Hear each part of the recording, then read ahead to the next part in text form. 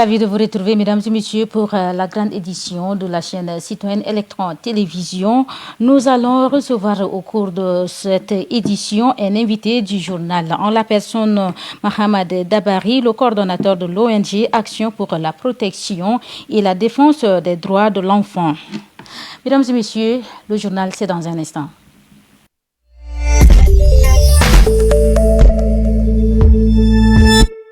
La politique s'invite à l'entame de cette édition à l'occasion de la Journée mondiale de lutte contre les hépatites virales.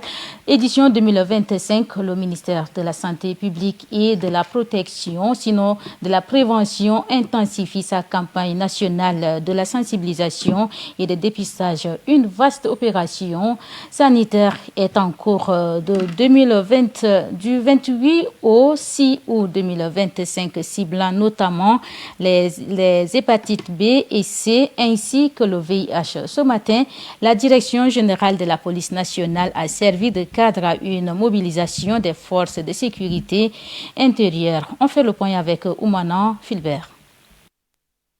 La salle de réunion de la Direction générale de la police nationale est prise d'assaut par les forces de sécurité intérieure ainsi que leurs responsables. Sur les visages des agents, l'attente était au calme mais résolue, celle d'un acte citoyen et sanitaire, le dépistage volontaire et confidentiel des infections à VIH et des hépatites virales B et C. Cette initiative, pilotée par le ministère de la Santé publique à travers ses services spécialisés, vise à faire tomber les barrières du silence, de la peur et de la stigmatisation autour de ces pathologies qui continuent de faire des ravages, parfois silencieusement. Au total, plus d'une centaine d'agents des forces de sécurité intérieure ont été dépistés sur place. Le directeur général premier adjoint de la police nationale, le contrôleur Paul Manga, s'est personnellement prêté à l'exercice. Un geste fort, porteur de sens et d'exemplarité. Alors, monsieur le coordinateur, monsieur le directeur de la santé et monsieur le responsable, à l'occasion de la journée mondiale de lutte contre les hépatites virales, c'est bien ça?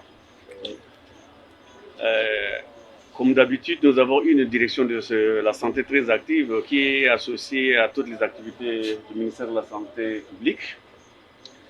Et comme tel, étant agent des forces de défense et de sécurité, nous devrons, n'est-ce pas, nous dépister pour savoir ce que nous avons comme maladie pour être aptes sur le terrain. Vous êtes sans ignorer que ces maladies virales font rage. Et quand elles font rage, les policiers qui sont en contact permanent avec les autres citoyens ne sont pas épargnés. C'est pourquoi nous invitons tous nos collègues à se mobiliser pendant la période allant du 28 juillet jusqu'au 6 août pour se faire dépister. Non seulement pour les hépatites, il y a également le VIH-Sida et les syphilis. Une fois de plus, nous remercions le ministère de la Santé publique à travers son coordinateur ici présent pour les multiples efforts qu'il ne cesse de fournir, soit l'appui multiforme à la police nationale. Cette parole d'engagement rejoint celle du médecin-chef de la campagne qui se réjouit de la mobilisation des agents de la police nationale, saluant une démarche à généraliser à toutes les institutions. Tous les cas positifs identifiés seront immédiatement pris en charge au centre de santé de la police nationale situé au commissariat numéro 2 de Ndiari dans le 8e arrondissement. Hépatite, faisons tomber les barrières. Tel est le mot d'ordre de cette campagne qui sauve des vies. Le dépistage n'est pas un tabou, c'est un acte de prévention. Que chaque citoyen prenne exemple car la santé n'attend pas. Merci Oumana Filbert pour ce reportage. Après le séminaire national sur la décentralisation à l'heure de la 5e République tenue du 21 au 25 juillet 2025, quelques citoyens interrogés expriment leurs sentiments et leurs attentes. Leurs propos sont recueillis ici par Josephine Nabi et Kaoubali Maloum Esther. L'État nous a amené la décentralisation, c'est une très bonne chose. Mais ce qui est là, choisissez des hommes capables qui vont travailler pour la décentralisation pour que le Tchad aille de l'avant. Je voudrais me demander, est-ce que effectivement les gens sont déjà en place ou bien pas encore? Et si vous amenez des gens qui prennent quelque chose, ils mettent dans la poche, ils prennent des choses, ils mettent dans la poche, ça ne va pas marcher. Je vous dis concrètement que ça ne va pas marcher. On peut nommer les gens qui méritent d'abord. On ne peut pas ramasser les gens qui ne méritent pas, ceux qu'on ramasse derrière les chamois, les met comme ça, c'est pas bien. Par exemple, ceux qui ont des ressources dans leur région, ça peut être un avantage pour eux. Mais pour ceux qui n'ont pas assez de ressources aussi, le pouvoir central peut penser à eux. Là, chacun va gérer sa région et puis tout ça passe dans la région. Moi, je pense que ça serait aussi mieux. Parce que le pouvoir central est vraiment saturé. Le président tchadien, j'ai confiance en lui, c'est un jeune aussi comme nous. Et il a la vision, il a des projets, il a de bonnes idées. Ce qui l'empêche maintenant, c'est l'entourage. C'est l'entourage seulement. Mais si seulement le président a cette idée, je pense que ça serait une très bonne chose. On est là, nous sommes les jeunes, on peut l'aider à avancer dans ces projets. La décentralisation, c'est une initiative que nous attendons depuis longtemps. Et voilà, nous sommes arrivés sur cette action-là et nous saluons ça. Oui, le Tchad en a besoin. Le début va être un peu difficile, mais avec le temps, ils peuvent s'améliorer s'il y a des fois quelque part. Pendant que la population s'exprime, Madilem Alphonsine revient sur cet événement au regard du discours du président de la République, le maréchal Mohamed Idriss Déby Itno. Suivez. Devant les élus locaux, administrateurs et personnalités politiques, le chef de l'État a présenté la décentralisation comme un choix constitutionnel, politique et stratégique. Elle vise à rapprocher les politiques publiques des citoyens, valoriser les potentialités locales et corriger les inégalités territoriales. Le président a insisté sur la redéfinition des rôles entre l'État et les collectivités autonomes dans le strict respect des lois organiques. L'État conserve ses fonctions régaliennes, tandis que les collectivités deviennent motrice de développement local. Parmi les réformes annoncées figure le changement des dénominations de gouverneur en délégué général, symbole d'une nouvelle vision de la gestion territoriale. Le président a également insisté sur la nécessité d'une collaboration constructive entre représentants de l'État et les élus locaux. La réussite de cette réforme repose sur le transfert effectif des compétences et des ressources aux collectivités autonomes, la création d'une fonction publique territoriale adaptée et un financement durable basé sur la fiscalité locale, un mécanisme d'équité financière, un fonds national et les partenariats publics-privés. Le président a souligné l'importance de la bonne gouvernance, avertissant qu'aucun écart ne serait toléré dans la gestion des deniers publics. Il a rappelé ensuite que la Cour de comptes et les organes de lutte contre la corruption seront mobilisés pour assurer la transparence. Pour le chef de l'État, la décentralisation n'est pas une simple réforme administrative, mais un levier de transformation nationale. Elle doit aboutir à une feuille de route claire avec pour mécanisme de suivi et calendrier précis afin de bâtir un Tchad plus démocratique, efficace et solidaire. Merci Madjilom Alphonsine. Une liste de 1049 fonctionnaires de la police révoqués pour abandon de poste sans justification. L'institution sécuritaire a été retenue, sinon a été publiée du 25 juillet 2025. Cette décision est saluée par certains et d'autres non. Elle est en lumière les fragilités. L'État se retrouve à un carrefour, celui de la réforme profonde ou de la récidive silencieuse. Il est donc impératif de transformer cette crise en opportunité en recrutant de manière rigoureuse une nouvelle génération de policiers animés par le sens du devoir, la loyauté et la discipline. En luttant contre les fonctionnaires fictifs, c'est la crédibilité de l'État et la qualité de la dépense publique qui sont en jeu. Plus qu'une mesure disciplinaire, cette radiation massive doit être le point de départ d'un assainissement durable du secteur public pour un Tchad plus juste, plus efficace et plus respectueux de la mémoire de ses véritables serviteurs.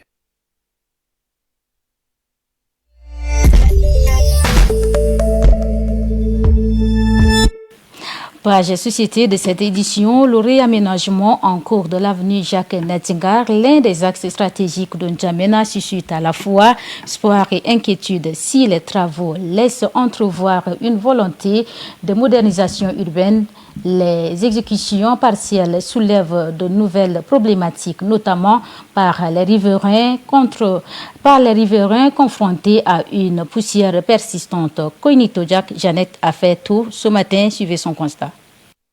Lancé il y a plusieurs mois, le réaménagement de l'avenue Jacques Nadingar devait incarner une nouvelle ère d'infrastructures routières en N'Djamena. L'enthousiasme initial s'est toutefois estompé au fil des semaines, à mesure que les travaux s'éternisaient et que les désagréments quotidiens prennent le pas sur les bénéfices attendus. Les risques sont grands tant pour la population que pour l'environnement, car les arbres en bordure de route sont couverts de poussière. En l'absence de mesures d'atténuation d'arrosage régulier du chantier, la promesse d'une avenue moderne tourne pour l'instant à l'opprobre pour les riverains en particulier et les populations en général.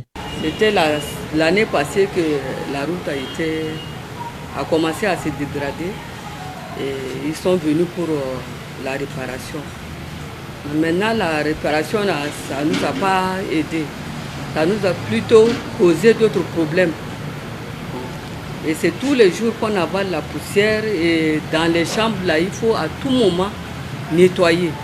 Donc tout ce qu'on mange ici, là, c'est couvert seulement de la poussière. Et là, nous, on craint que d'un moment à l'autre, on aura le problème de santé.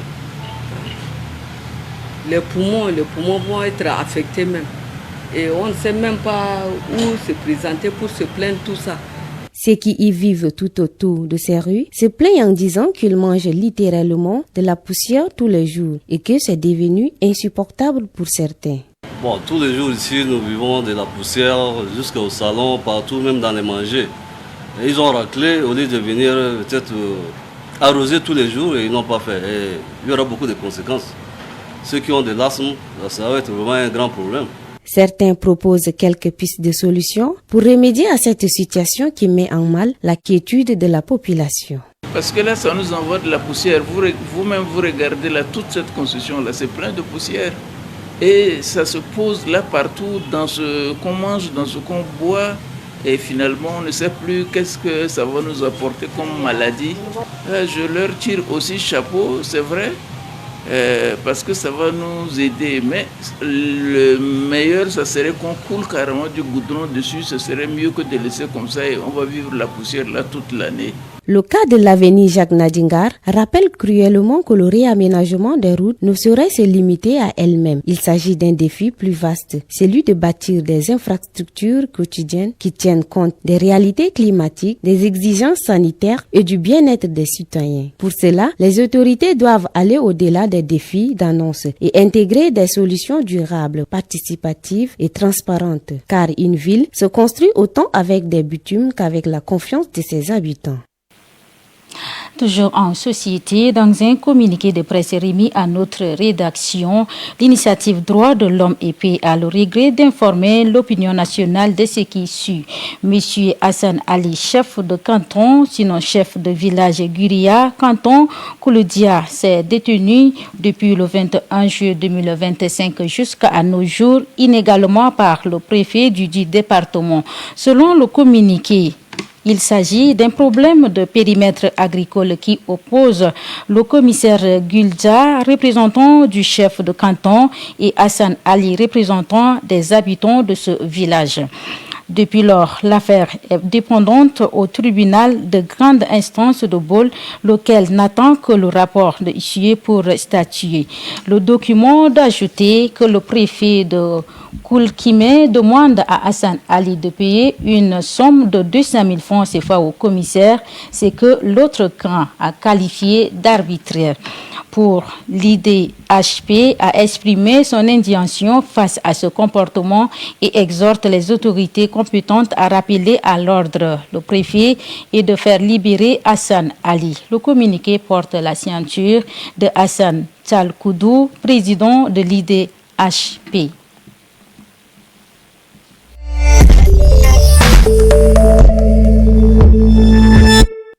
hors de nos frontières. C'est un mépris pour la famille de l'influenceur pour le peuple burkinabé. C'est en ce tenue que le peuple burkinabé a réagi ce lundi 28 juillet 2025. Les autorités burkinabées ont annoncé dimanche dans un communiqué à travers le procureur de la République de Côte d'Ivoire, Kali Fako s'est suicidé. Une enquête est en cours pour vérifier les affaires. Suivez le commentaire de Ronel Karel. Les autorités du Burkina Faso ont réagi suite au décès de l'influenceur burkinabé Alino Faso, survenu durant sa détention à Abidjan, en Côte d'Ivoire. Alain Traoré, de son vrai nom, était détenu depuis janvier dernier et poursuivi par la justice ivoirienne pour intelligence avec des agents d'un État étranger et complot. La mort de l'influenceur a été qualifiée de triste nouvelle par le ministre burkinabé qui a affirmé avoir transmis son indignation et sa désapprobation d'une procédure qui ne respecte pas les principes et les valeurs diplomatiques. Il a également fustigé le délai de près de 3 jours entre le décès et son annonce officielle par les autorités, selon un média international. Les autorités militaires exigent une enquête sur ce drame et demandent le rapatriement du corps d'Alino Faso au Burkina. Elles émettent également des doutes. Le gouvernement s'interroge sur les motivations réelles de sa détention dans une caserne de gendarmerie plus de 6 mois après son interpellation et rejette avec force la thèse du suicide actuellement avancée par les autorités ivoiriennes, a déclaré le ministre de la Communication. Ce dernier a ajouté: le gouvernement condamne fermement cette disparition assimilable à un assassinat crapuleux. Il s'indigne de cette tentative manifeste de tronquer les faits.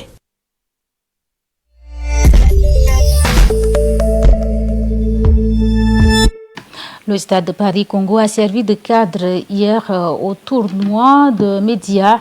Elle a rassemblé plusieurs organes de presse, à savoir les médias publics et privés. Cette rencontre était placée sous l'égide de la haute autorité des médias et de l'audiovisuel. Chanel Allo et Raïssa Djamit étaient de la partie. Suivez le reportage. Les rideaux sont tombés hier au stade de Paris-Congo. Lors de la finale de football du tournoi des médias, la rencontre mettait aux prises la presse en ligne face aux médias privés. Une rencontre qui s'est passée sous le regard de la présidente de la AMA en la personne de Alimé Assadia Ali. Animée en sons et couleurs, cette rencontre a vu la participation d'un grand nombre d'hommes de médias amoureux et passionnés du ballon rond. Cette deuxième édition, baptisée Nobadoum Sotina, journaliste porté disparu en 2014, dès l'entame de la rencontre, l'équipe de la presse en ligne a mis en œuvre rapidement son système de jeu en inscrivant 2 buts. C'est sur ce score que l'arbitre central a renvoyé les 2 formations au vestiaire après les 45 premières minutes. De retour sur l'aire de jeu, la formation des médias privés a multiplié les stratégies pour revenir au score, mais en vain. Et c'est sur ce score de 2-0 en faveur de la presse en ligne que l'arbitre central a mis un terme à la rencontre. Il faut rappeler que c'est pour la seconde fois consécutive que les médias privés perdent en phase finale de ce tournoi, malgré les dispositions prises pour remporter ce trophée. Bon, il faut reconnaître qu'on ne s'y attendait pas parce que nous sommes venus avec une certaine confiance pour pouvoir remporter cette finale. Honnêtement, et peut-être cette confiance qu'on avait en nous qui nous a sortis hors de nous pour donner cette mauvaise prestation. Au-delà de la plume et du micro, l'équipe de la presse a démontré son talent sur le stade, ce qui leur a valu cette victoire bien méritée. Ça a été l'aboutissement d'un travail acharné fait par le staff technique de notre équipe depuis 3 mois que nous préparons cette compétition. C'est un sentiment de joie. Pour le comité d'organisation du dit tournoi, c'est un objectif atteint dans le cadre du brassage des médias. Une initiative qui vise à pouvoir promouvoir le métier du journaliste et aussi commémorer la mémoire de tous les journalistes, les anciens qui ont fait ces métiers et qui ont marqué de leur temps la presse tchadienne. Et l'objectif était véritablement de créer ce cadre de brassage entre les journalistes des différentes rédactions, des différentes corporations, de consolider la fraternité journalistique. Le rendez-vous est pris pour la 3e édition avec des nouvelles perspectives à l'horizon pour promouvoir le rôle de la presse tchadienne dans le processus du développement du Tchad.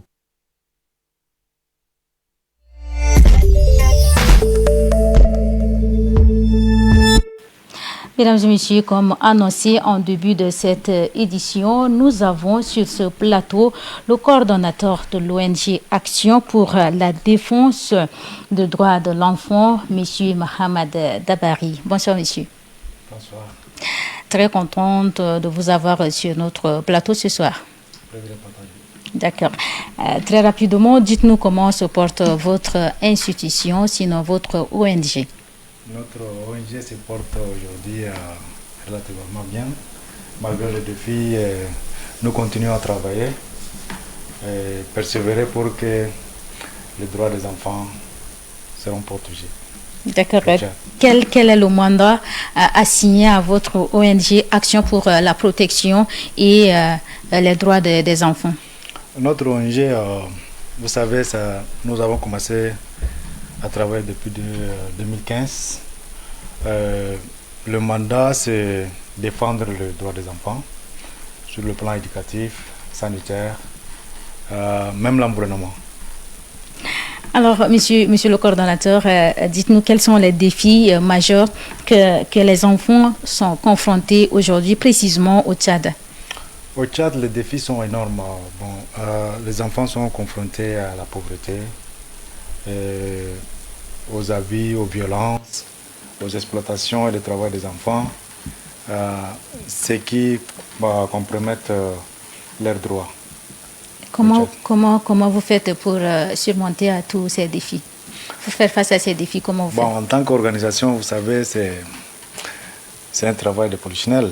Tout le monde a fait de son mieux pour que ces enfants soient protégés parce qu'il y a des normes, il y a des programmes qu'on met sur place.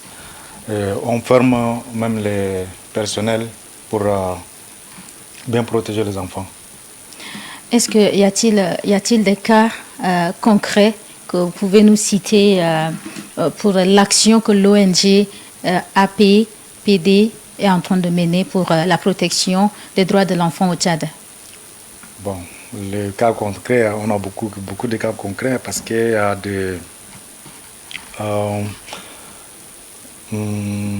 on sensibilise. Puis, vous savez, il y a des plaintes qui viennent chez nous. On transfère aux institutions concernées.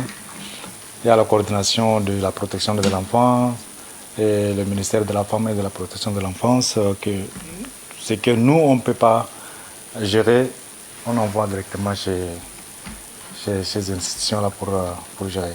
Dans la sensibilisation, qu'est-ce que vous faites concrètement quand vous parlez de sensibilisation? La sensibilisation, on fait la sensibilisation sur l'éducation des enfants, sur leur survie, la santé, plus sur la violence, le BVG aussi, plus. D'accord. Alors, comment l'APDE collabore-t-elle avec les autorités tchadiennes et d'autres organisations nationales, que ce soit internationales? Nous collaborons parfaitement avec les autorités parce que bien que ONG, on fait des partenariats avec certaines institutions qui concernent notre mandat. Donc, on a des partenaires avec le ministère de la Santé publique, le ministère de l'Éducation, le ministère de la Femme et de la Protection de la Petite Enfance. Et au-delà des autorités locales, nous avons des partenariats avec les organisations internationales qui nous soutiennent. D'accord, Monsieur Mohamed Bari, dites-nous, vous venez juste de rentrer de Mouapato par Mozambique, où vous avez été distingué. Alors, dites-nous quelle a été votre réaction et par rapport à cette reconnaissance internationale, êtes-vous un homme comblé? Comblé, c'est vraiment grotesque, mais en tant que coordinateur de l'ONG APD et fondateur même, je suis vraiment content parce que c'est la récompense de notre travail. Vous savez, nous avons soumis un appel à proposition par un partenaire externe et nous sommes retenus 4 organisations en Afrique. Donc au Tchad, c'est APD, Et la mission que nous ont soumise, c'est bien, vraiment, on a bien travaillé. Sur 24 provinces, 23 provinces, on a fait 20 provinces. Donc, ces activités concernent l'introduction des vaccins pour la survie des enfants. Oui. Donc, il y a 3 vaccins. Le PCV, on appelle ça contre les maladies respiratoires, et le rotavirus, qui protège les enfants contre la diarrhée sévère, et le paludisme, qui est reconnu par tout le monde. Nos activités sont étalées sur la sensibilisation des masses, des ateliers, et puis des plaidoyers auprès des autorités locales. Y a-t-il des retombées? Oui. Mais lesquelles? Les retombées, vous avez vu, on a une station de reconnaissance. Ouais. D'accord. Alors, quels sont les droits des enfants les plus bafoués dans le contexte d'intervention précisément au Tchad? Bon, précisément au Tchad, les droits qui sont bafoués souvent par la santé, le droit à l'éducation, les exploitations qu'on fait. Vous savez, le travail des enfants. J'ai interrogé le mois passé. La vidéo, je n'ai pas partagé. Les enfants qu'on appelle communément les Madjirines. Oui. Je l'ai appelé pour lui demander qu'est-ce que tu fais. Tu me demandes l'argent, tu fais quoi avec ça? Il m'a dit que c'est son maître qui m'a envoyé. C'est son maître qui lui a envoyé, pour de venir commander l'argent. Ça veut dire que chaque enfant Madjirine, donc il est obligé de commander pour apporter de l'argent à son maître. Vous savez, ça c'est de l'exploitation, le travail des enfants. Nous on lutte pour ça. Vous savez, le président de la République a initié, c'est un décret, il a mis sur place une initiative appelée initiative présidentielle pour l'éradication de la mendicité infantile. Bon, nous avons travaillé presque 8 mois. C'est un comité. Il y a un comité de pilotage, il y a un comité exécutif. Bon, à la fin, cette initiative, je ne le vois pas. Je pense que la nouvelle équipe du ministère de la femme et de l'enfant peut se pencher sur cette initiative pour qu'on puisse éradiquer la mendicité infantile au Tchad. L'exemple que vous venez de donner, c'est un exemple vraiment concret. Alors, vous, en tant que coordinateur de l'association de la défense des droits de l'enfant, quand vous tombez sur ce genre d'enfants, qu'est-ce que vous faites? Vous les laissez, vous leur tendez les 500, les 100 francs qui demandent, il faut que vous partez, ou bien vous faites quoi concrètement pour protéger ces enfants? Tel qu'il vous a dit que c'est son maître qui lui a envoyé. En fait, moi, quand je l'interroge, c'est pour avoir des informations. Donc, vous savez, il y a beaucoup d'enfants qui sont dans la rue. On ne peut pas directement réagir. Donc, c'est ce qu'il a avoué qu'on prend pour aller faire des plaidoyers, pour faire des activités, quoi. Et puis, vous savez, fin 2023, on a appuyé par l'Union européenne à travers l'ONG Accra. On a sensibilisé dans 2 arrondissements, le 5e et le 6e. Notre projet, c'est action de lutte contre les BVG à travers les écoles coraniques. Nous avons remarqué que le marabout, ou soi-disant le maître qu'on avait formé, on a discuté avec eux, ils n'ont pas les notions de droits des enfants. Donc c'est bien qu'ils sont dans un pays, mais ils ne maîtrisent pas, ils ignorent carrément ce qui est droit de l'enfant. Donc quand nous sommes approchés d'eux, ils ont appris qu'il y a telle chose, nul n'est censé ignorer la loi. Donc vous êtes dans un pays, il faut apprendre. Ils nous ont vraiment apprécié. Ils ont apprécié le projet qu'on les a amenés. Et je pense que c'est de 2e et 5e arrondissement, maintenant ils sont conscients. Donc on va étaler ça, on demande à nos partenaires d'étaler ça dans d'autres arrondissements, pourquoi pas dans d'autres provinces, pour que les gens apprennent qu'il y a droit des enfants, il y a des conventions signées par le Tchad. D'accord, alors quel message souhaiteriez-vous adresser aux parents, sinon aux tuteurs, concernant la protection de l'enfant?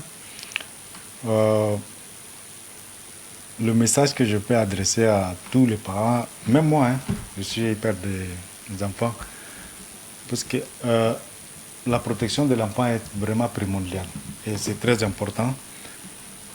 Il faut éduquer les enfants, il faut les orienter, puis il faut le savoir, il faut le faire savoir que dans un pays, le respect des lois à l'éducation, à l'environnement, à la santé, tout ça, il faut discuter avec les enfants. D'accord. Notre entretien de ce soir tire à sa fin. Monsieur le coordonnateur, avez-vous un dernier message? Mon dernier message, c'est qu'ensemble, on peut faisons nos efforts pour protéger les enfants au Tchad. D'accord. Monsieur le coordonnateur de l'Action pour la protection de la défense des droits de l'enfant, merci d'avoir accepté notre invitation et surtout merci pour votre clarté dans les réponses. C'est moi qui vous remercie. Chers téléspectateurs, internautes de la chaîne citoyenne, auditeurs de la radio Electron FM, merci à vous de l'avoir suivi. Merci également à la régie. Portez-vous bien. Wow, c'est direct.